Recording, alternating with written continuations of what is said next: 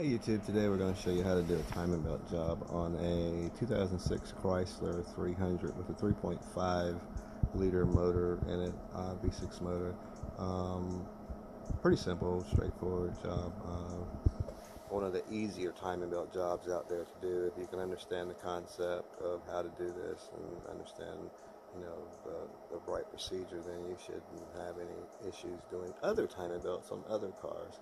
So stay tuned, enjoy. If you have any questions at the end of the video, please post, chat, and don't forget to subscribe. Thank you for watching. Have a great day.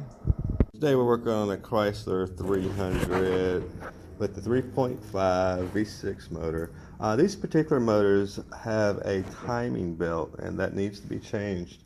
You can't see the timing belt because it's hidden within these covers here. Now, I've already removed this belt, and I've already removed the tensioner, which goes there. Basically, it's pretty simple. If you can't remove the belt and the tensioner, then you might not want to do any of the rest of the stuff I'm going to show in this video, because it's probably going to be a little too advanced for you. So, with that being said, we're going to proceed.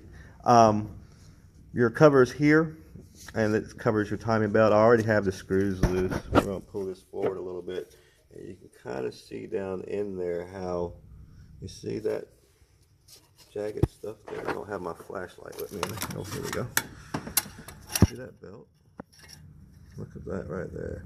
See all those cracks along there? This particular car has a broken timing belt. The car's jump time. So it will not start, and just on the initial diagnosis of it, we pulled the cover back to see. I mean, I pretty much knew what was going on when I heard the way it sounded when it started up. But you can see all these little pieces of belt down in there. Let me see if I can focus it a little more. There we go. And as well as down there on the sides. So that belt, what it does is it controls the timing of the top half of the motor from the bottom half of the motor. And what it does when it breaks is you'll lose the timing component between the top and bottom half of the motor. I'll let you hear this car, what it sounds like whenever you try to start it up. It's not going to start, of course, but it does have a peculiar sound to it. And some of you out there who may be wondering, is this what's wrong with my car? How come it's sounding this way? How come it won't start up? So we're going to go ahead and let you hear kind of what that sounds like. Hear that sound there? Okay, hear how it sounds? And what that is the car's jump time. Now sometimes a car jump time, you might be able to give it a little bit of extra gas and make it start up, but as you can see, the car's not going to start. Sometimes it won't even spin her over that fast. It's just going to depend on how bad the car jumps time when that belt breaks. And it's also going to depend on if the belt breaks completely and the type of car too. Again, I'm going to pull this cover back so that you can see that belt in there. See how messed up that is there. You can see it all the way down. We can get some light in there.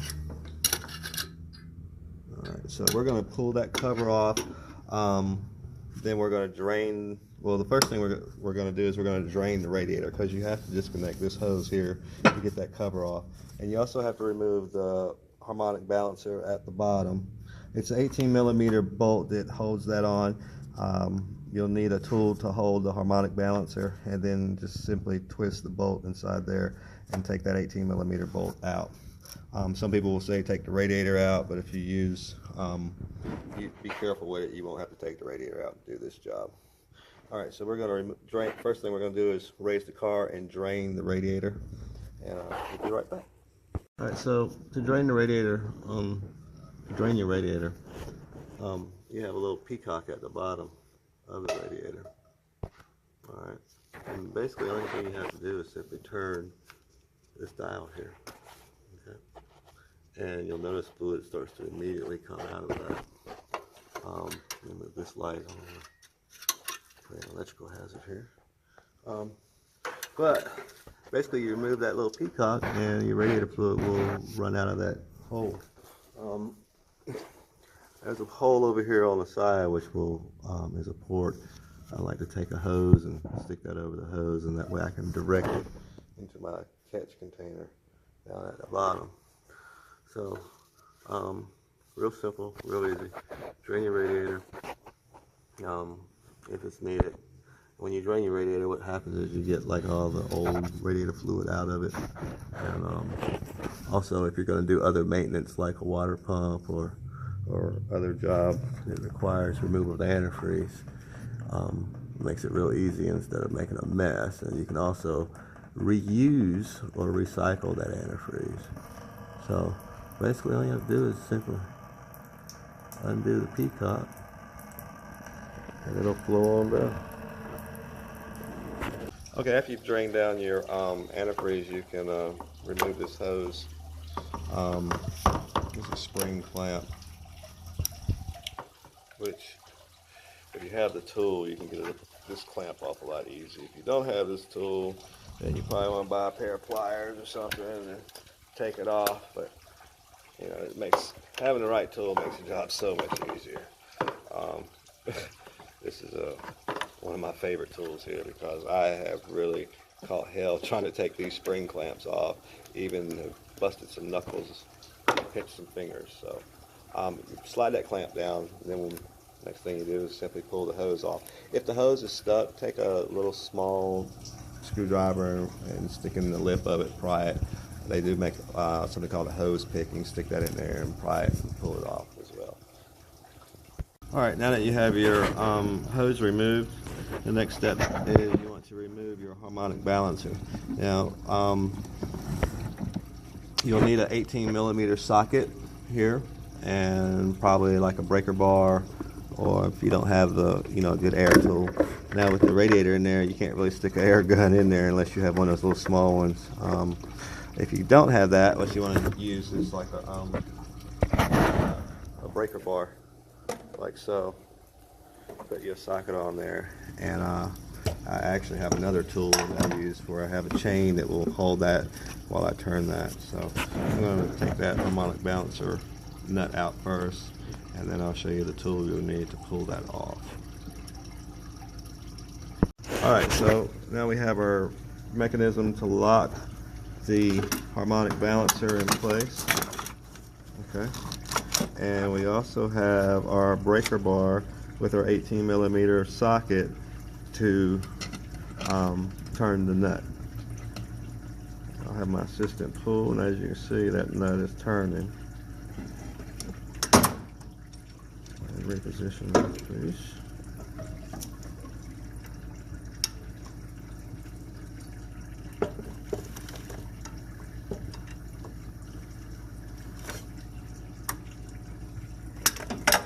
Now once that nut breaks the original tension, you can use a smaller wrench if you need to, so that you can speed up the process of removing that center bolt there.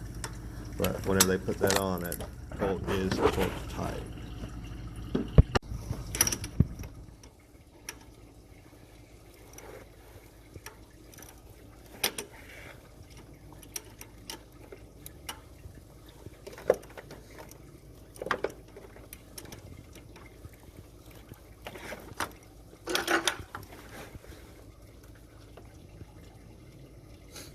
Once you get it loose, you can reach in there with your hand and just pull that bad boy on out. Okay, that's your center bolt for that. Now, you will need a special tool to pull this harmonic balancer off. We're going to get that and I'll show it to you. Okay, so to remove that harmonic balancer, I'm going to use the Blue Point Universal GM Chrysler harmonic damper pulley puller. And basically it looks just, well, this is it. It's not what it looks like, it's this. Okay, now I do have other versions of this. I bought this kit because, for one, I got it on sale, but also a lot of the kits that you find out there, these jaws will be really fat, and it makes it kind of hard to get up in there. And also you'll notice these are quick connects. Okay, so if you needed to, say, position the jaw inside of the harmonic balancer, you could easily remove a pin and remove the whole arm, lock it in place like you need it to. Okay, because when it goes inside the harmonic balancer, it's basically like that. Sometimes you might have a tight space and you can't quite get in there. So once you put that on there, you'll stick that screw in there, and it comes with these pins. All right, so you'll take the pin and you'll stick it in there so that it makes contact with the bolt. All right, if it's too long, of course, none of this will fit in there, so they give you different sizes for various cars. So we're going to mount that down in there. There's 3 arms. You can stick your hand down in there and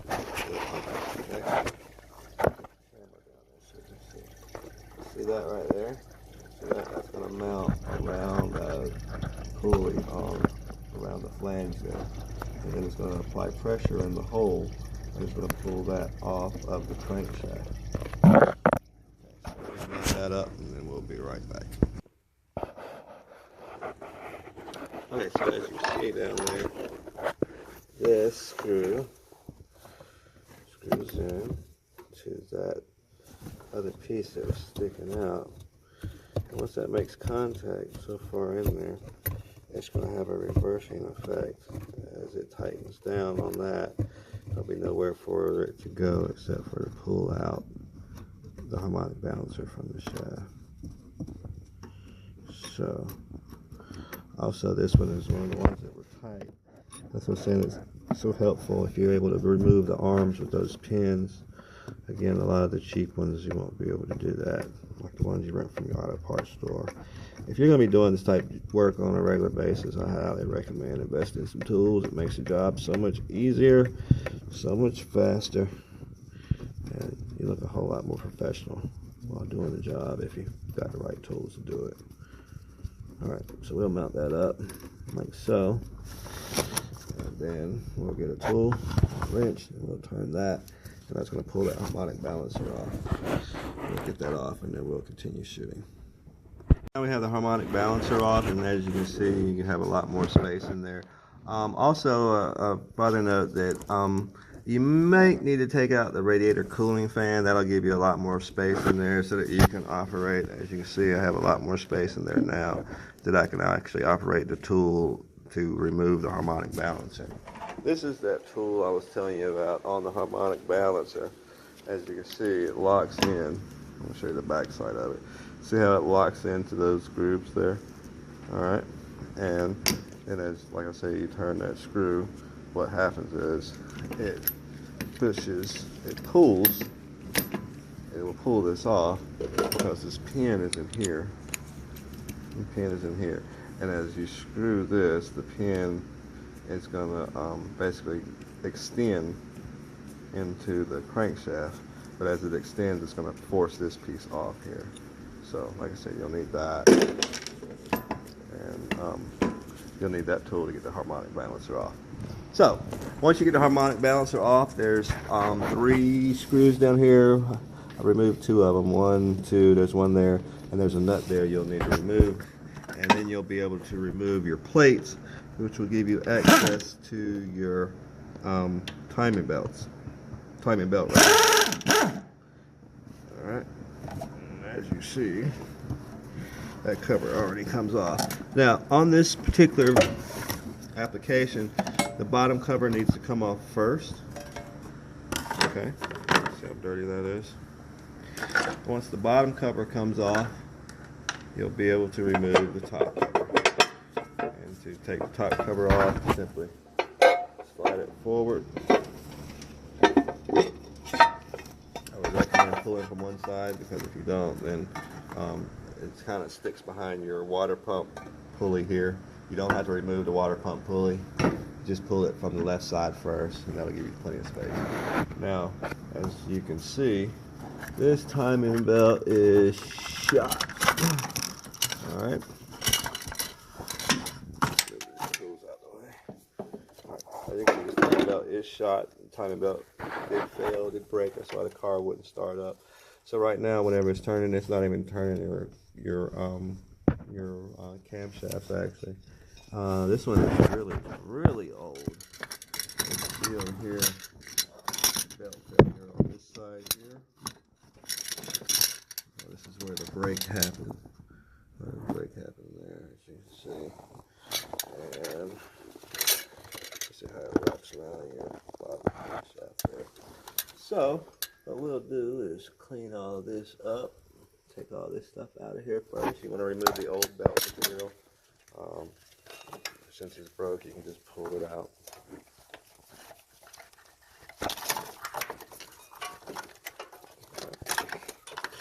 Once you get that belt out, you'll want to clean all the rest of the area in there. You can use a spray cleaner.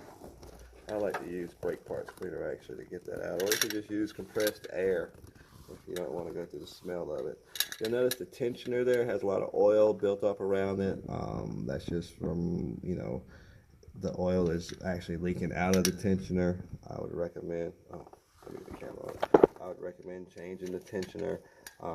You can get all this stuff in a kit, which is going to have the water pump, new pulley, the new hydraulic tensioner, as well as the new belt.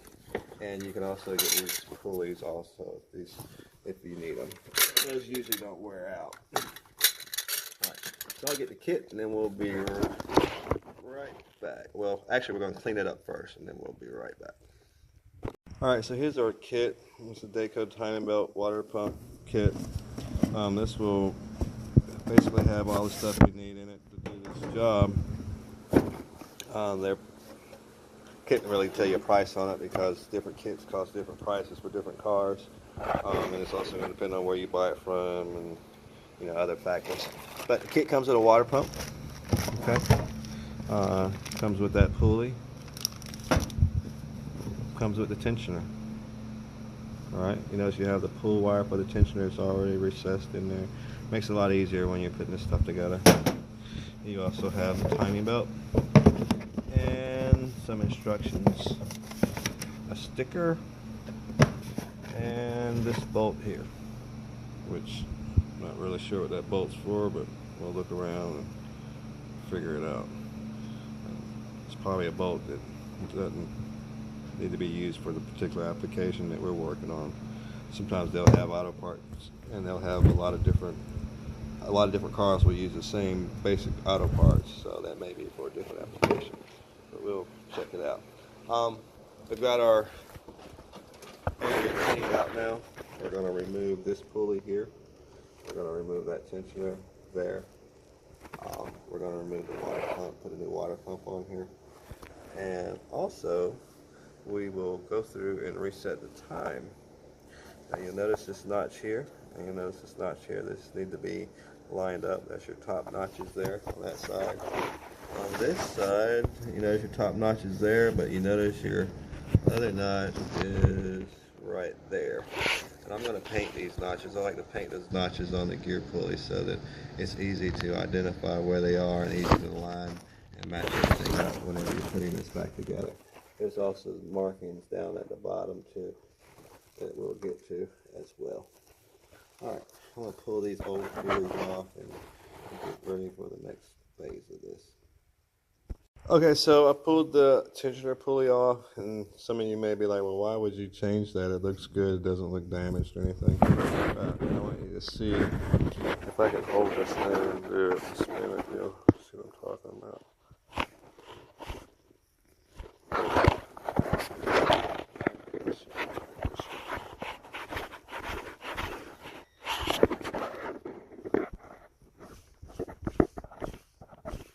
Hear that sound? So it sounds like you got basically metal on metal rub, and it doesn't really sound smooth, and it doesn't really sound like it's turning very easily. So that's one of the reasons why it comes in the kit. It's because this piece, that part does wear out. This little arm's not going to wear out, but that pulley itself is going to wear out. Here, spin that pulley for me. Just spin it around.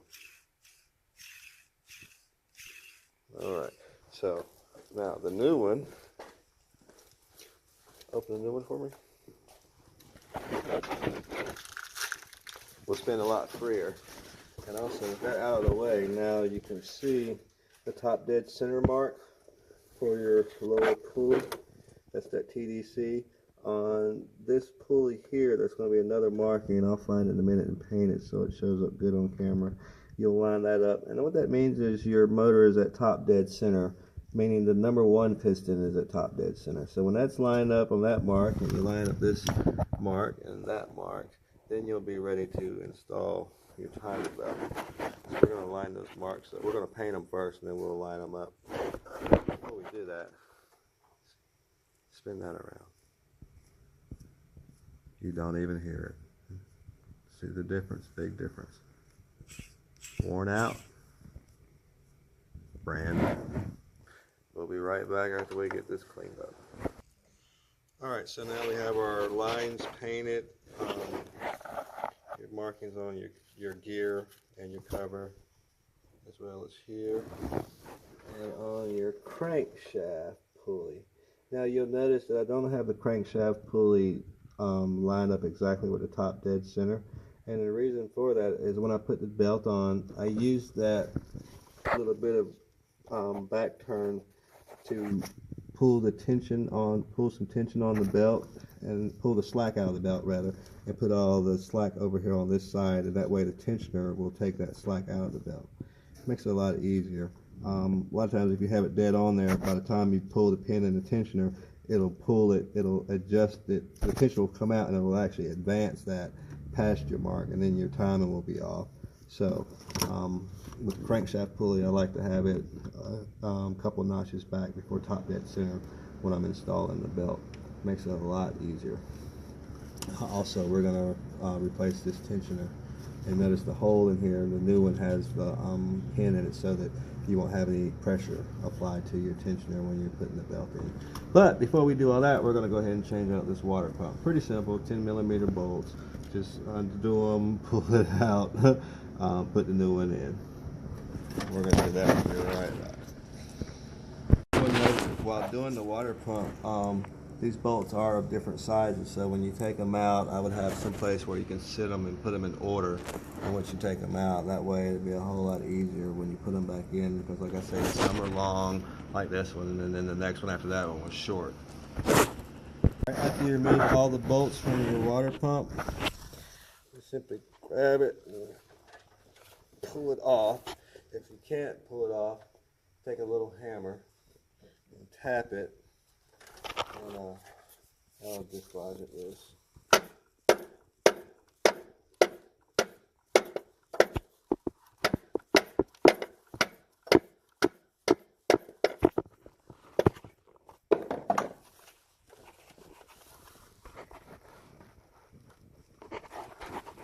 Make sure you get all the screws out of it too. Kind of hard to shoot and pull this thing at once, so give me just a second and I'll pull that off of there. You may need to, can't get it off by tapping it, you may need to put like a screwdriver or something on the corner of a pry bar, and there it goes. Gently pry it forward. Once you get all the screws off, it will fall out of there pretty easily. When it's out, you want to clean all this area off here. Okay, get that nice and clean and prepped and shiny, and then just install the new water pump. The new water pump comes with a rubber gasket already on there, so there's no need for silicone when you have the rubber gasket already on the pump. But it is important that you clean off the pump surfaces so that you don't have any issues later on down the road after you put this car back together. Alright, after you have the pump face cleaned out where your water pump's going to go, simply take your water pump, put it in place.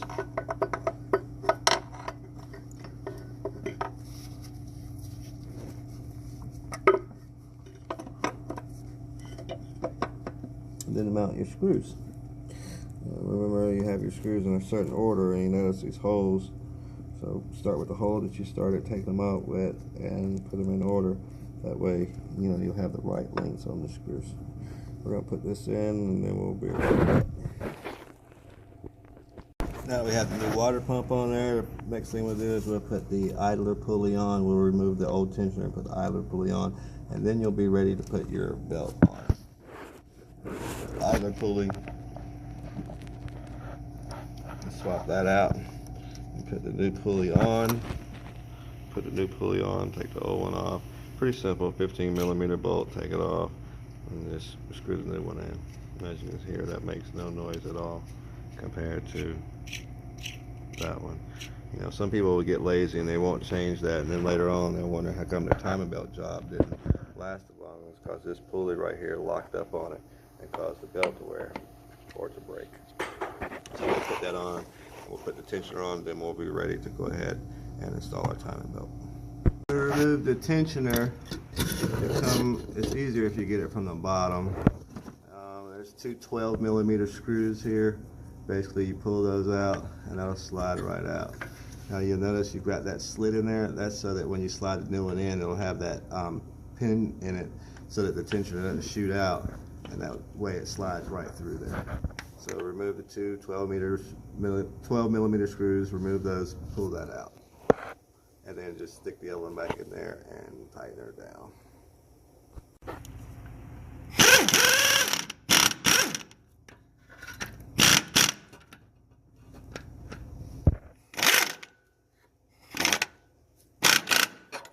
Alright, and that installs your new tensioner. Alright, here's the timing belt. Some timing belts will actually have like marks on them across so that you can line it up easier. This one doesn't. But we already have our lines marked here. So the first thing you want to do is you come to the farthest one, place the belt over, pulley there. You'll come under your water pump. Make sure it fits down into the grooves on your pulley. You come down under your water pump. Come back over to the other side. Slide that on. You want to have a little bit of tension on it. Not enough to turn your pulleys, just enough to have it a little tight.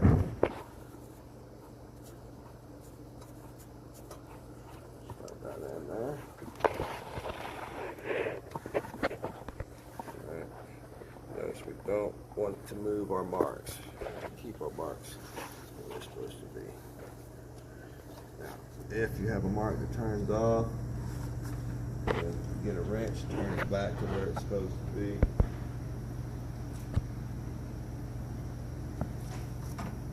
Then notice this one's off a little bit, so what we'll do is we'll turn it back just there. Since there's no tension on the belt, it'll be easier to move. I believe that was 18. So we'll move that back just a hair. There we go. With no tension on the belt, you can easily move it. Once you tighten that belt down, you're not going to be able to move that easily. So then you'll want to come down at the bottom. You'll go around the bottom tensioner, the bottom crankshaft.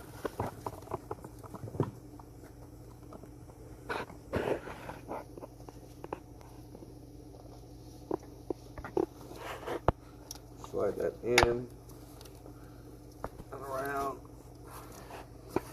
and then you'll have this to go behind.